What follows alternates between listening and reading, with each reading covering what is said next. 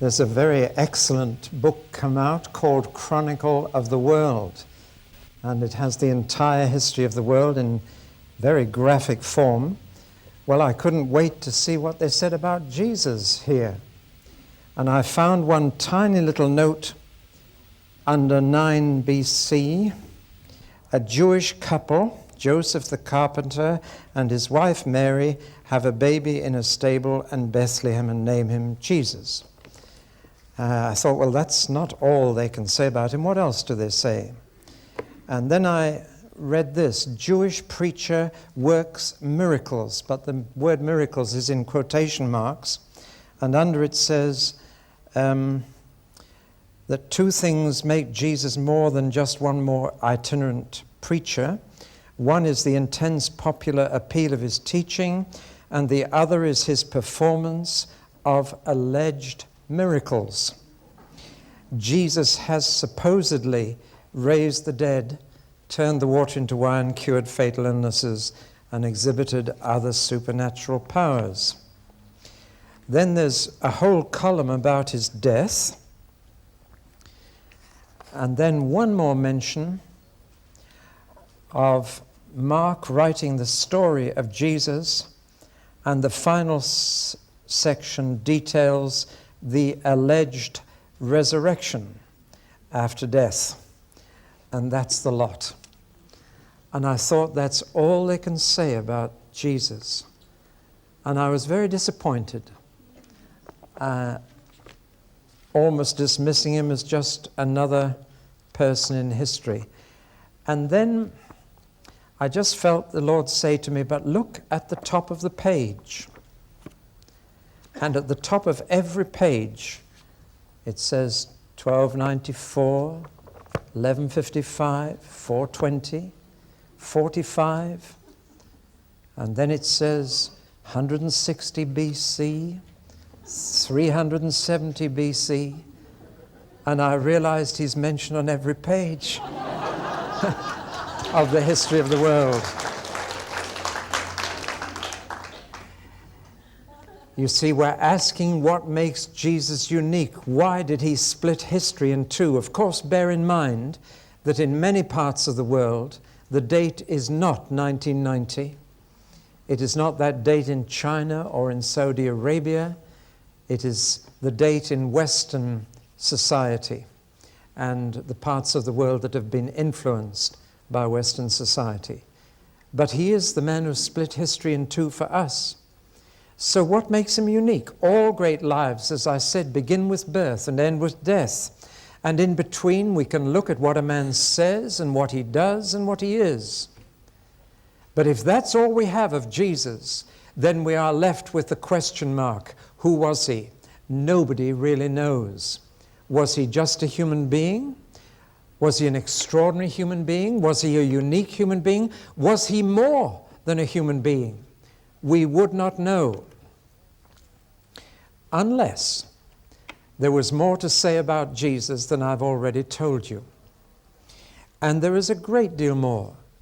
When he died, God did nothing to vindicate him. And therefore it looked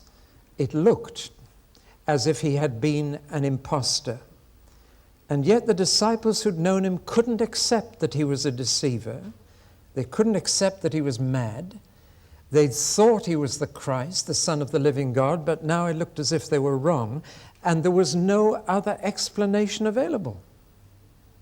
And if that was the end of the story, then we would not know.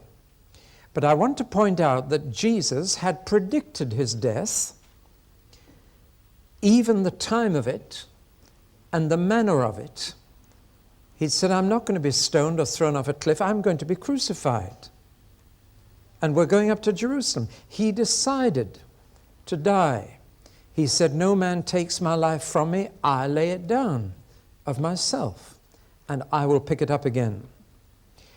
He not only predicted his death, he arranged it. And the more you read the story, he was not a helpless victim. He arranged his own death. And furthermore, he explained it to them. He said it was a ransom for many. Now, a ransom is the price that needs to be paid to set people free from kidnappers. And he explained his death as the price that was needed to set people free from a kidnapper. That was how he explained it. So he apparently knew what was going to happen and deliberately chose death. However, the Old Testament, which had also predicted his death in the law, in the prophets, and in the writings, also made another prediction. Now, the body I'm using to speak to you now is a body that will one day rot and will very quickly, within a matter of 3 or 4 days, become a stinking, rotten mess that you would not like to look at or touch or smell. It is one of the most humiliating facts of human existence that we rot in the grave. And the reason why our bodies go rotten, according to the Bible, is that our spirits are rotten. And our bodies reflect the state of our souls.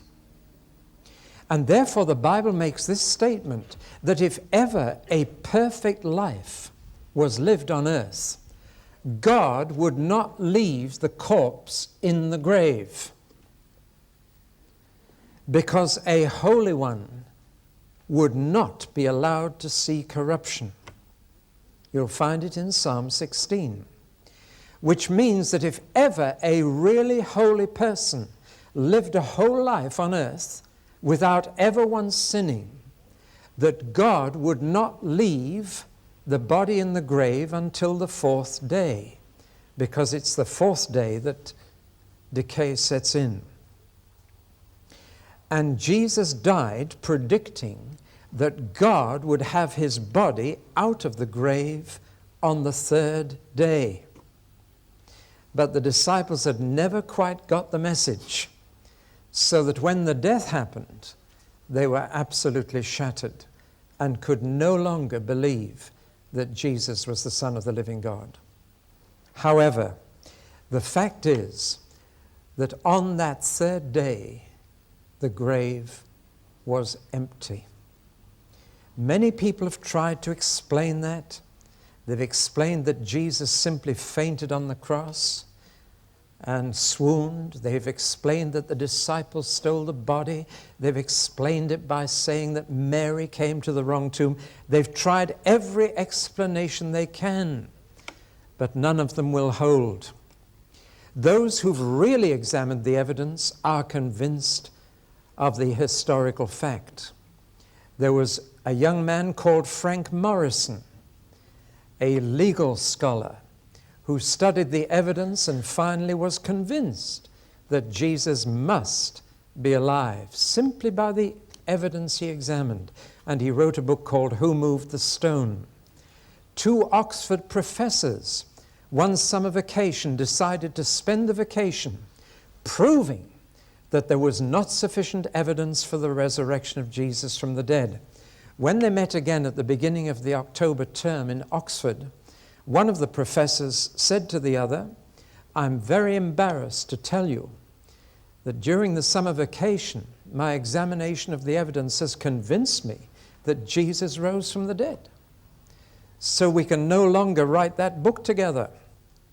And the other professor said, "You don't know how relieved I am to hear you say that. We can write the book together."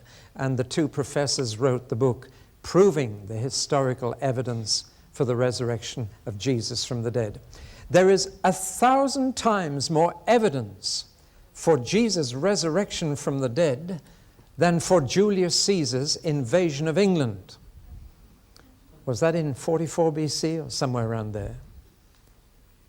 And yet people happily believe in Julius Caesar invading England, but they don't happily believe that Jesus rose from the dead. Why not? There's a very simple reason.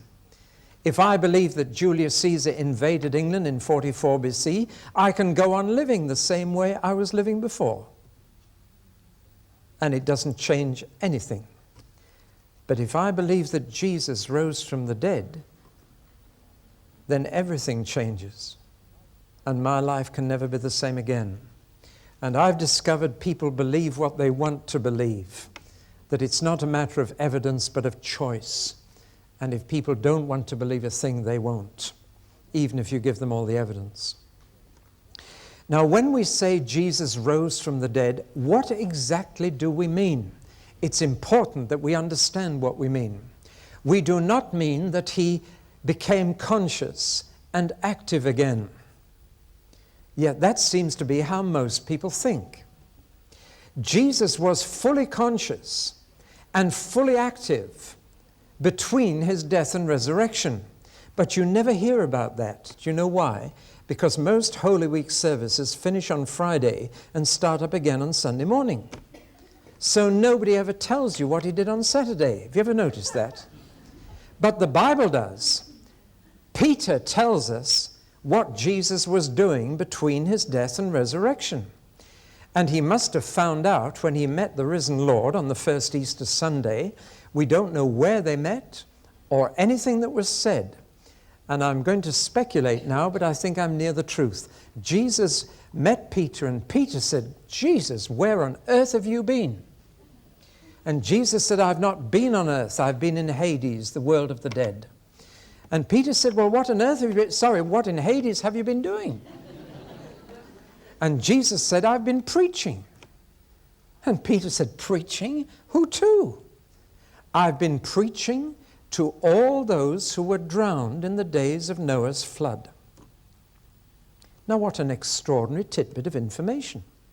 And you'll find it in chapter 3 of Peter's epistle in your New Testament. So Jesus was fully active, conscious, and communicating with others between his death and resurrection. The resurrection was not him becoming active and conscious again, but him becoming conscious and active in this world again. That's the first thing we need to clear up. The second thing we need to clear up is this: Jesus' resurrection was not a resuscitation. Now, many people are resuscitated from death. A drowning person or a drowned person can be brought back to life with the kiss of life. You pump their lungs and you put your mouth on their mouth and hold their nose and blow, and they are resuscitated. Or a person on an operating theatre table can be clinically dead with a stopped heart and can be brought back by pounding the chest or pumping calcium into the heart muscle or putting electrodes on the chest and giving them a shock. And they are resuscitated. It happens frequently. But Jesus was not resuscitated. The widow of Nain's son was resuscitated. Jairus' daughter was resuscitated. Lazarus was resuscitated, but Jesus was not. What do I mean? I mean that in all those other cases, including the cases today, people come back into their old body to die again. Lazarus died again. The widow of Nain's son died again. They were resuscitated and got their old body going again. Jesus was not resuscitated. The body he went into the tomb with was not the body he came out with. If it had been, the grave clothes would have had to be unwrapped. And they were not unwrapped. And that's why John, when he saw the grave clothes, believed, because he knew that no man had touched that body. The grave clothes, which had been wrapped around the body, were lying flat and empty. The old body had totally disappeared. The body that Jesus came out of the tomb with was a brand new body. It still had the same features, including the nail prints, but it was a new body which has never died again and which has got no older. Do you honestly think Jesus is a decrepit old age pensioner now? Of course you don't. But if you think through the implications, you'll realize what I'm trying to say. Let me bring it home to you by asking you a question. Where do you think Jesus got his resurrection clothes from? You've never thought about it, most of you. Did you think he was walking around stark naked? He left all his grave clothes in the grave. So where did he get his new clothes from? Did somebody take pity on him and give him some second-hand clothes? Or did he wait for Marks and Spencer's to open and go to St. Michael? No. The same God who made a new body for him made new clothes for him. In other words, what I'm saying is this.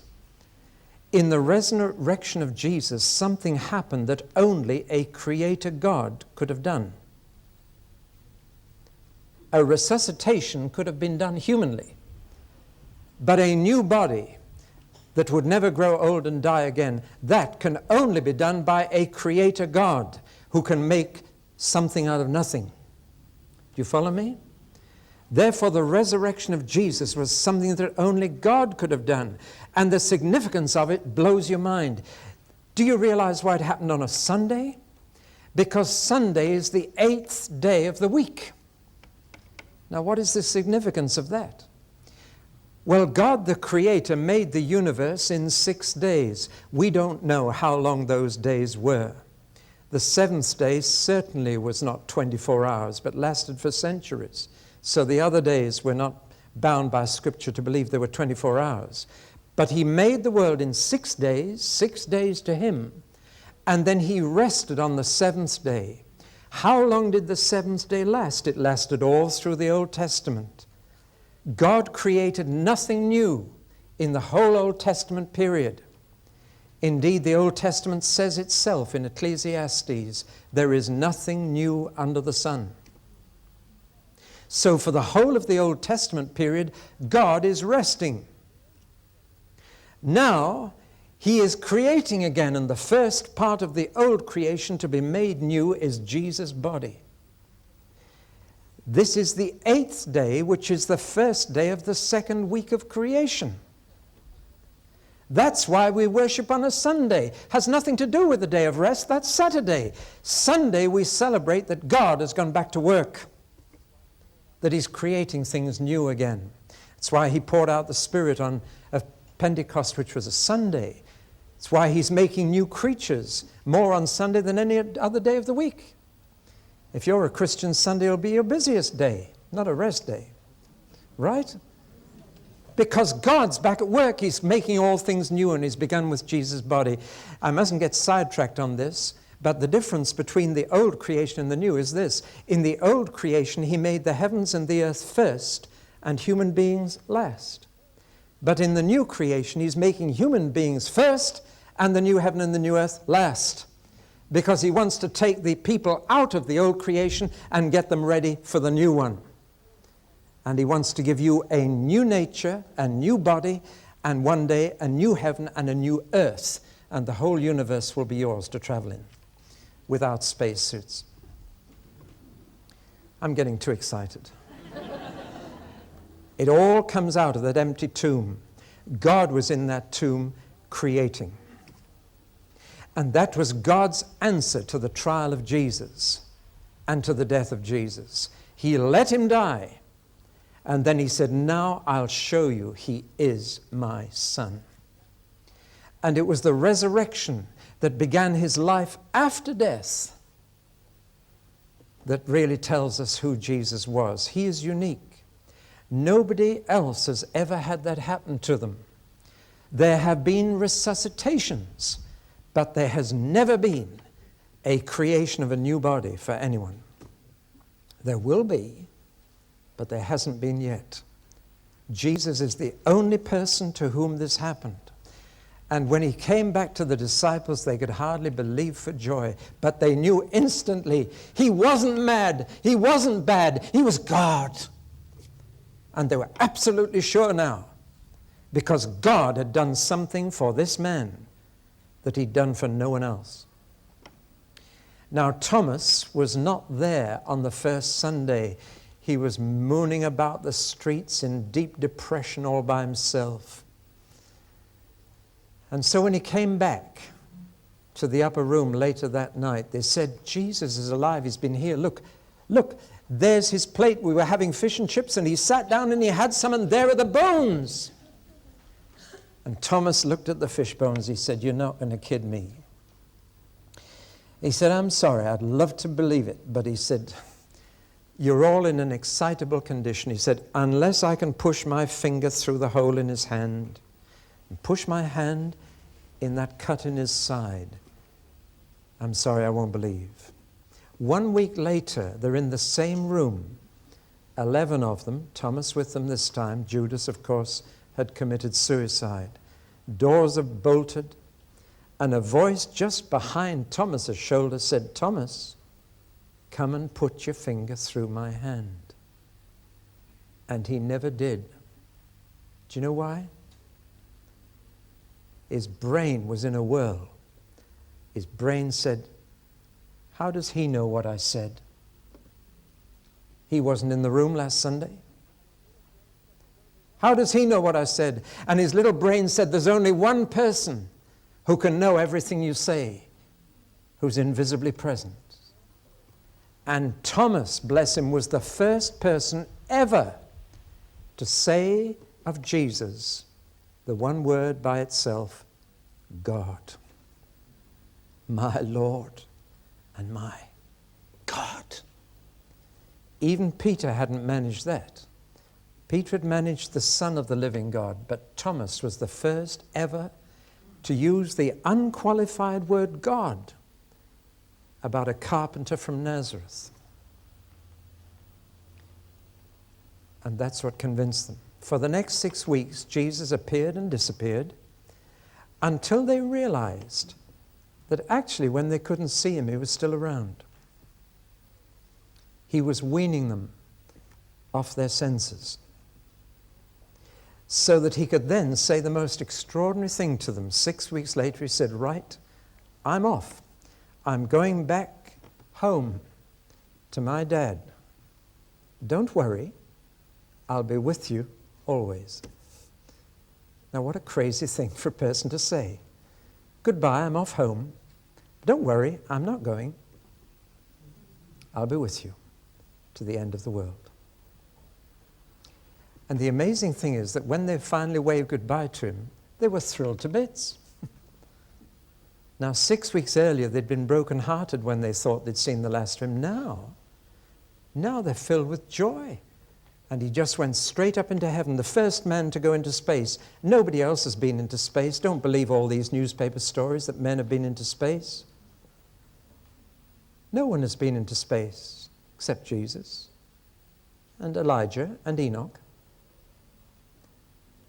See, all the men you've read about who've claimed to go out in space, they didn't go out in space. They went in a spacesuit, which kept the Earth's atmosphere inside it. So they haven't been into space. An American astronaut was asked when he got back, did you meet God up there? He said, no, but if I'd taken my spacesuit off, I might have done.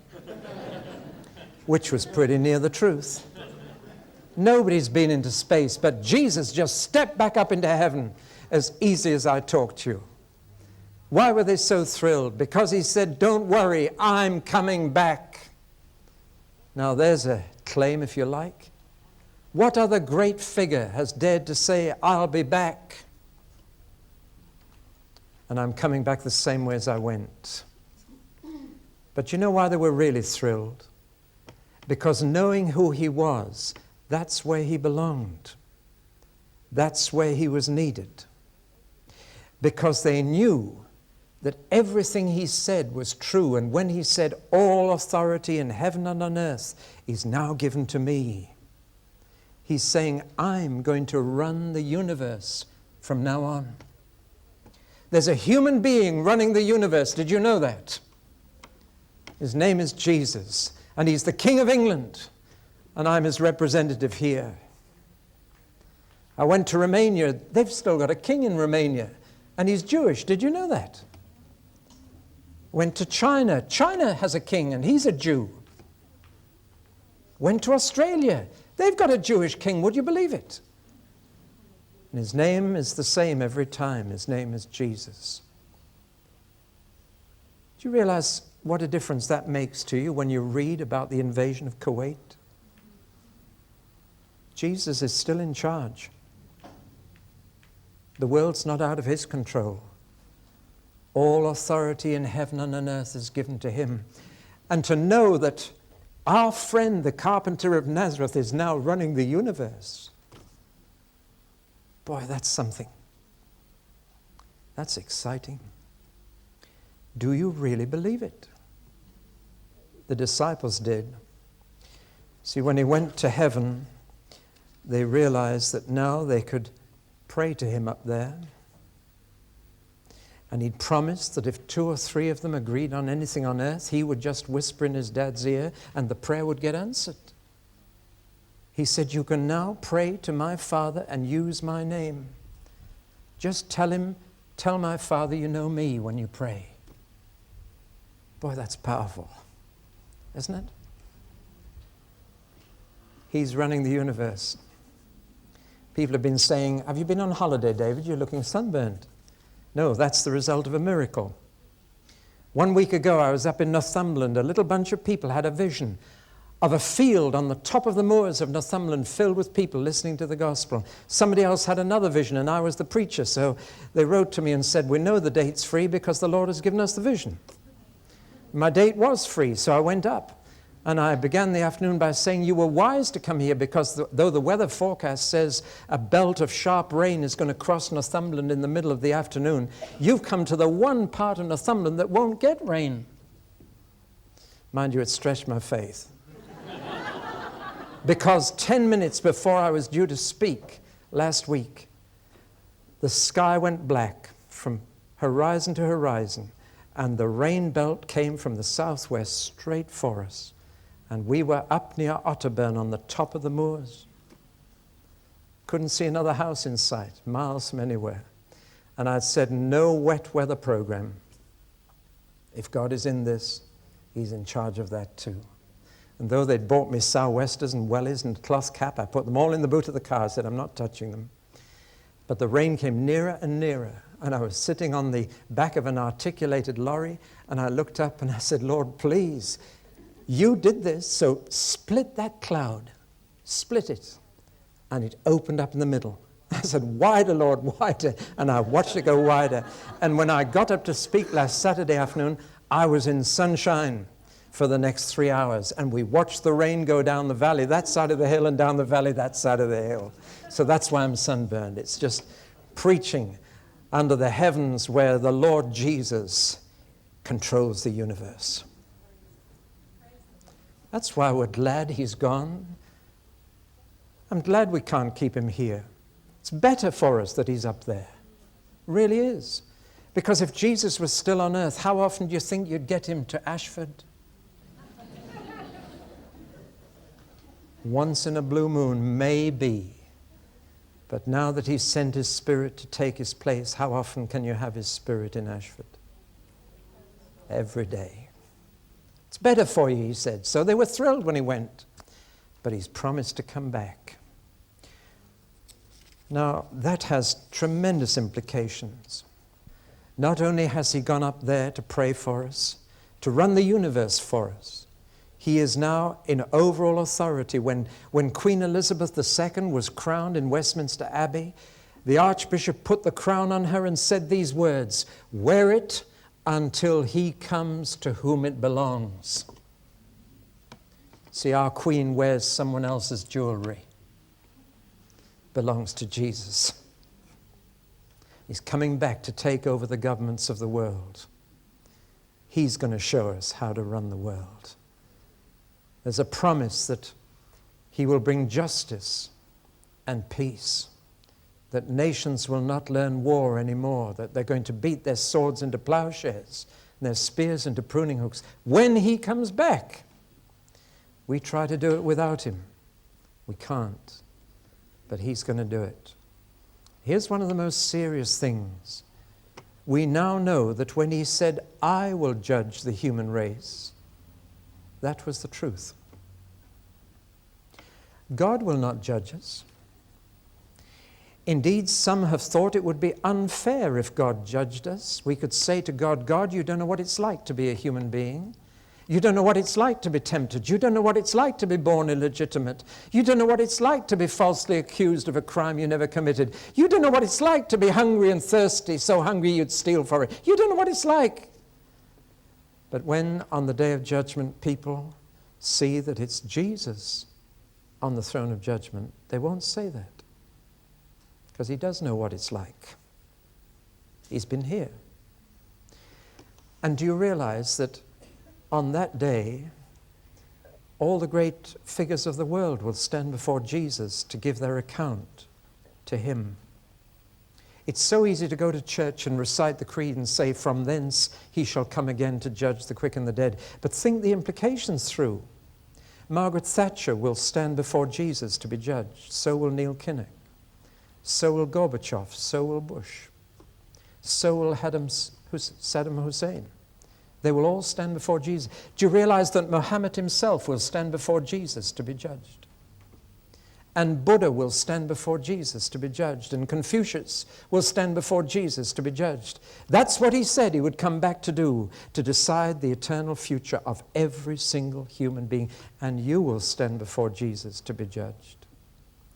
This is part of the whole truth about Jesus. This is the part that comparative religion doesn't want to hear. You listening? That every other human being will be judged by Jesus himself. That's what he said. All the nations will stand before me, and I will separate them as a shepherd separates sheep from goats. I'll make the big decision. Furthermore, it means that Jesus will bring the world to an end. I was in a college not far from here, and there was a big computer, and a student was working at it, and I said, what are you working out? He said, I'm working out the date of the end of the world. I said, how do you work that out? He said, you feed in the population figures, the fuel reserves, the deforestation. You feed in all these factors, and you ask, when does the omega point come? When we can't go on supporting life on planet Earth. And I said, have you got to a date yet? He said, 2050. I said, that's exactly the same date as an American computer arrived at in the Massachusetts Institute of Technology, which is one of the top technological institutes over the Atlantic. And they came up with the date 2050, that unless we can somehow stop the population growth or discover new sources of energy or do this or that, 2050, that's all we've got. Another 60 years. Then the world's going to come to an end. We live down the road from Greenham Common, and there are ladies living there under polythene sheets. They've been there for years now. They are scared stiff that somebody's going to press the wrong button and bring a nuclear holocaust that will end history. I don't want to ridicule anybody, but listen, I'm not panicking about nuclear holocaust or about the environment, because no man can put his finger on the button to bring the end of the world. There's a finger already on the button, and the finger is that of Jesus, the carpenter from Nazareth. Or in biblical terms, he alone is worthy to break the seals of the scroll on which God has already written the wind down of history. It includes the pollution of the oceans. It includes the death of a third of the human race through an uncontrollable disease. It includes many other features. They're all there in God's book. And Jesus is the one that will break the scrolls and start the countdown of world history. Do you really believe that? Because if you do, it'll cure a lot of your fears. Jesus is in control of history. The same one who rose from the dead and ascended to heaven is the one who will come back to wind it all up and to judge the entire human race. That's the story of his life after death. And the beautiful news is that he will inaugurate the new age. You'll hear many false Christs and false messiahs talking about the new age. There's only one new age, the age to come. And it is Jesus, the carpenter from Nazareth, who will inaugurate that new age. Because he's the Omega. He's the last point. He's the one who will consummate it all. It is God's purpose and intention to sum up all things in Christ. Not in any religion, but in Christ. Do you know that Jesus has 250 names and titles? It's a very good devotional exercise to find them all. I find that most Christians get stuck around 35. But he has 250 names and titles. The Muslims boast that Allah has 90 names, but Jesus has 250. Nobody else in history has ever had so many names and titles, because no one else has ever deserved them. And one of them is, he is the Alpha and the Omega, the beginning and the end. I've spoken to you in this talk about his life after his death, and it goes on right to the end of history and beyond the end of history as we know it, right into a new heaven and a new earth. And he's still there because he's the I am. He's the always. He's God. In the next talk, I'm going to talk about an even more surprising fact of his life before his birth. Because if you want to hear the whole truth about Jesus' life, you've got to begin way, way back there, long before he was born. And you've got to finish way, way back ahead there, long after he was dead. Because his life is as long as the universe. And that's the truth. That's why he's the way and the life. We'll leave it there.